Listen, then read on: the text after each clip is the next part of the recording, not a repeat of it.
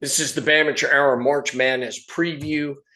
Alabama is the number 4 seed in the Midwest and will play the 13 seed Hofstra on Friday in Tampa. This is our preview for the Midwest region and what's going on. Today is Sunday, March 15th, 2026 in the year of our Lord. Thank you for tuning in. We now have over 8,900 subscribers to the YouTube channel, headed to 10,000 and beyond. Thanks for joining us here. So here we go. Alabama is the 4th seed in the Midwest. They play number 13 seed Hofstra on Friday in Tampa. We're just going to focus on the Midwest because that's what Alabama's got to worry about, is navigating this Midwest region. And in the Midwest region, Michigan is the top seed. Iowa State is the number 2 seed. Virginia is number 3 seed, and Alabama is the 4 seed. So there we go. That's what Alabama's got to get through and deal with. Alabama's road to the Sweet 16. Here's what they got to do on Friday. They got to beat Hofstra. And then after beating Hofstra on Friday, likely they will play the 5th seed Texas Tech on Sunday in Tampa. It's unlikely that Tampa is going to lose that first round game. And then after that, if they can beat Texas Tech, likely they will play Michigan in the Sweet 16. And that is going to be a battle royale and be a really tough ask for Alabama to beat Michigan. But let's worry about getting there first. One game at a time, survive in advance. So the mission right now is to beat Hofstra on Friday in Tampa. Then once you do that, likely going to play Texas Tech, beat them, and then see if you can get to that Sweet 16 matchup with Michigan. So let's talk about Hofstra. Let's preview the Hofstra game. Really is a contrast in playing styles. Alabama is an up-tempo team, as we all know, one of the fastest offenses in the country. They're ranked 4th in adjusted tempo, which is a measurement of how fast you play, how many shots you take, how many points you score. Conversely, Hofstra is a much slower, more methodical team that plays at a slower pace. They're ranked number 317th in the nation nationally. So that means they really want to slow it down. They want to grind it to a halt. They want to play a half-court game. And they want to keep it slow, steady, work the half court, look for good shots, and just keep the possessions down to a limited number of possessions. Both teams rely heavily on the 3, and Hofstra is a good 3-point shooting team.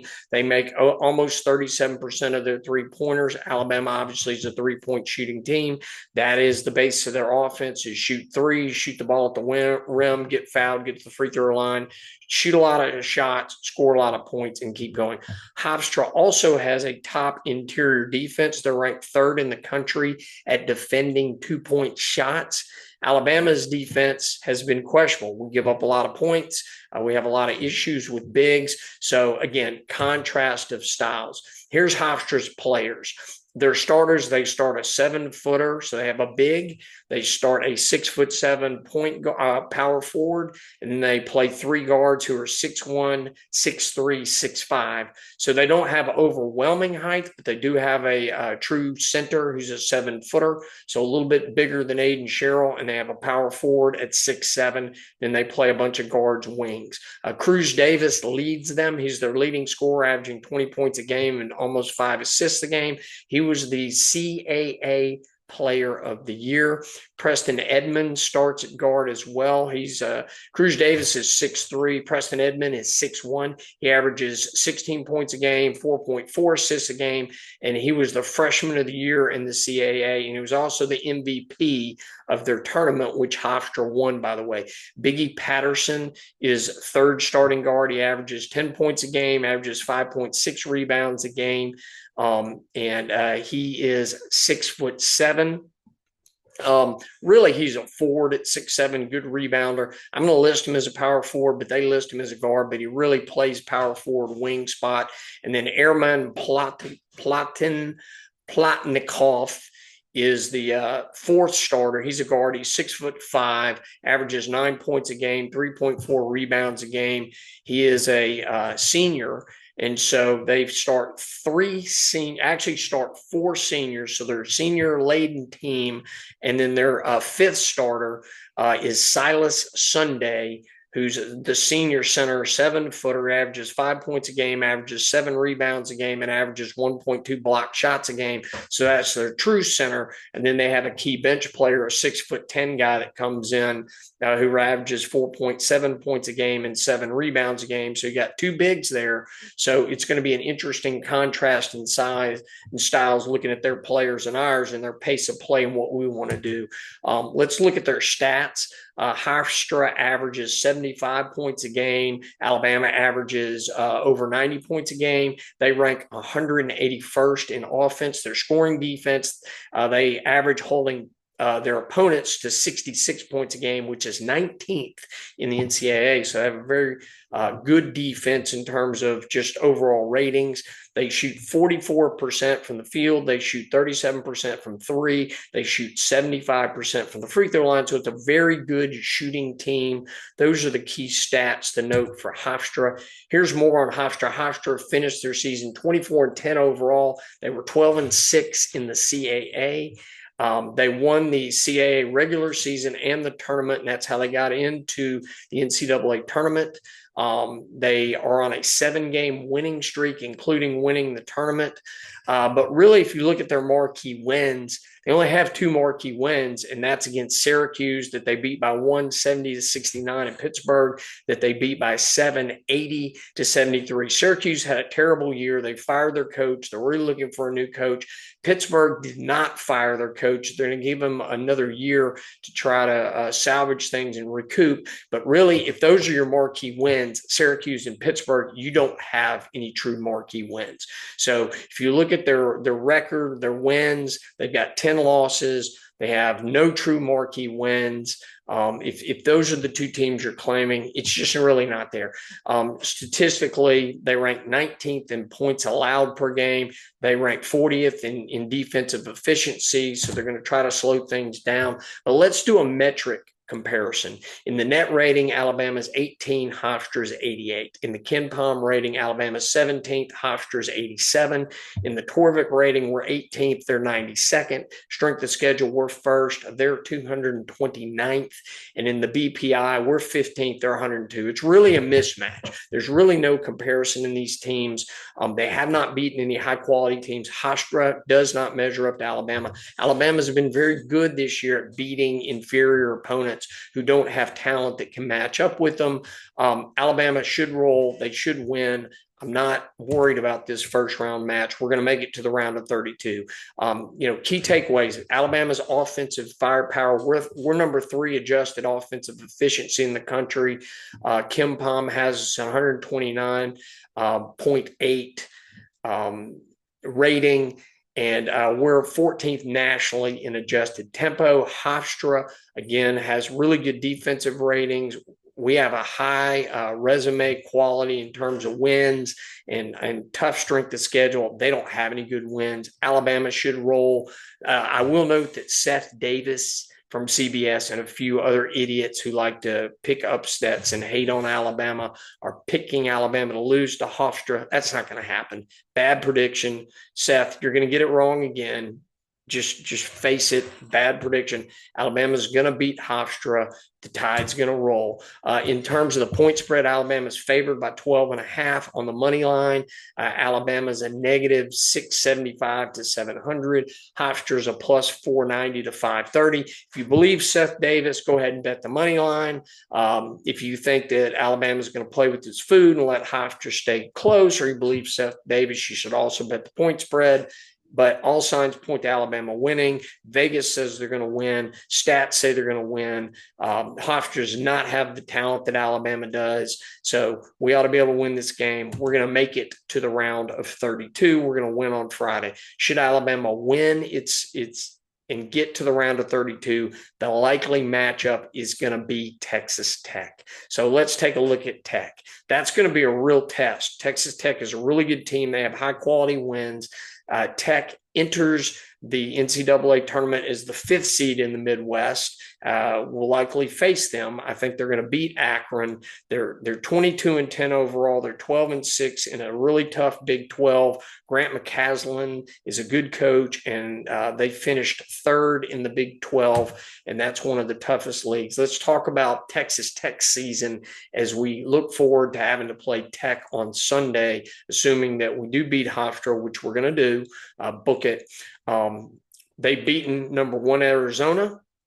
That's one of Arizona's 2 losses on the season. They beat them 78-75 in overtime, and they beat them in Tucson. Please note that they had JT Toppin in that game. He is now out for the season, so that is a blow to Texas Tech. But they did beat Arizona. They also beat Duke in Madison Square Garden. They were down 17 and came back and beat them 82-81. Really in a shocking comeback win. Great win again, but again, they had JT Toppin when they beat Duke. They also beat number 6 Houston. They snapped Houston's 11-game winning streak, beating them 90-86. 3 high-level wins. They also have wins over Iowa State. They have wins over Baylor. They have wins over LSU. They've beaten BYU and Utah. So they've beaten some really good teams. This is a good team. This is going to be a tough, which typically a 4 versus 5 matchup is going to be a tough win. So you're going to have to buckle up for that game. Alabama can win this game. I think they're have a strong shot at winning the game, but you're going to have to buckle up for that game. That's going to be a tight, tough game that Alabama have to play. Let's talk about Texas Tech. They got Christian Anderson. He's an NBA level guard, 6'3" sophomore guard, first team all Big 12, averages 19 points a game, averages 7.6 assists a game. He is the leader on offense. He can score the ball. He can score from all 3 levels. He's a deadly 3-point shooter. They also have Donovan Atwell, 6'5" senior guard, great 3-point shooter, shoots 45% from 3. We're going to have to defend him, and you cannot leave him and help off of him when we play them. So you're going to have to shut both Anderson and Atwell down. They've got Lawan Watts, who's a 6'6" forward. He's versatile, averages 11.5 points a game, 6 rebounds a game, 6'6", athletic. He's going to be another tough customer to deal with. And then they have Luke Bam Gaboy, who's a 6'11" forward center for them. He's one of the nation's top shot blockers. And then they also start Jalen Petty, who's a 6'1" freshman guard, averaging 10 points a game. Let's look at their stats. They average 80 points a game. Not up to the 90-something that Alabama does, but they don't play too slow of a pace. So they're 77th in points per game, but they could fill it up and they can score the ball. 141st in terms of points allowed. They make 47% of their field goals. They shoot it at almost a 40% clip from 3. Rebounding, they're without JT Toppin, they're probably not as strong on the boards, and that'll be one of the nice things about playing Tech is they don't have 2 to 3 to 4 bigs that they can throw at you like an Arizona does, like a Gonzaga does, like a Michigan does. So we're likely not going to be overwhelmed in the post by Texas Tech like we have been by some of these other teams. All right, let's look at the metrics. When you look at the metrics here, it's really a toss-up. Alabama has a slight advantage in all the metrics except for the Torvik. But it's really, really close. So it's almost dead even. This is going to be a tough ask, a tough game. It's going to be a true battle, this will be one of the marquee matchups in the round of 32 on Sunday. Everybody's going to be licking their chops to watch Alabama play Texas Tech. We can win this game, but we're going to have to play well. We cannot come out like we did against Ole Miss, or we're going to go out in the round of 32 rather than make it to the Sweet 16. All right, let's talk about this. In terms of both teams advancing, Alabama is a 12.5-point favorite over Hofstra. Texas Tech's an 8.5-point favorite over Akron. Both of them should win the game. In terms of odds to win the national championship, Alabama is at plus 2,500. Texas Tech is at plus 3,000. So Alabama, by the odds maker, is rated as a better team with better odds to win the national championship. And also, when you look at odds to win the Midwest region, Alabama is at plus 2,200. Texas Tech is at plus 3,300. So again, the odds makers are favoring Alabama Alabama. Alabama is going to likely be slightly favored in this game.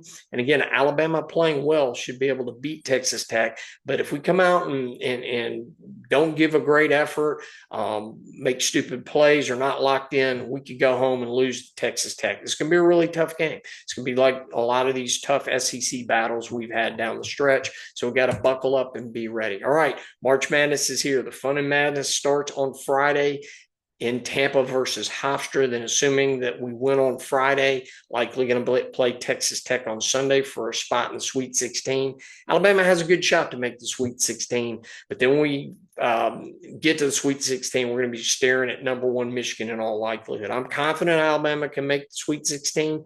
We can beat Texas Tech. But it is going to be a tough ask. Not going to be an easy game. Once you get to the Sweet 16, from there on out, it's going to be a tough game every game. If you somehow get by Michigan, which I think the road ends for Alabama in the Sweet 16 against Michigan. I think we're going to lose to Michigan. They're better than they are, but one of the nice things about that matchup is they got better bigs than we do. There's no question about it, but our guards are better than their guards. So if our guards can make up for the deficit in the front court, we can somehow beat Michigan, but I don't like our chance. I think Michigan's really good. I think they're going to overwhelm us with their bigs, and I think the road ends in the Sweet 16. That's my prediction, is that we make it there and then we lose. But if somehow Alabama upsets Michigan, then we're going to be staring at Virginia or Iowa State in all likelihood. But Tennessee's lurking in that part of the bracket as well, and Tennessee could be the opponent. We can beat all three of those teams, but again, it's going to be tough. Virginia's a very good team. Iowa State's a very good team. Tennessee, we've beaten them once. We've lost to them. They're a matchup nightmare for us, given their height and their bigs. So once we get to the Sweet 16, from there on out, it's going to be a tough game every game. I don't like Alabama's chances to win the region, to make it to the Final Four, but I'm going to be rooting them on. I'm going to be pulling for them, and we'll see what happens. All right, we'll be watching. That's it for now. Subscribe, follow, like, hit the notify bell, hit the notify button wherever you access the podcast, wherever you stream us, whether it's on audio or video. Thank you for listening. God bless, and roll Tide.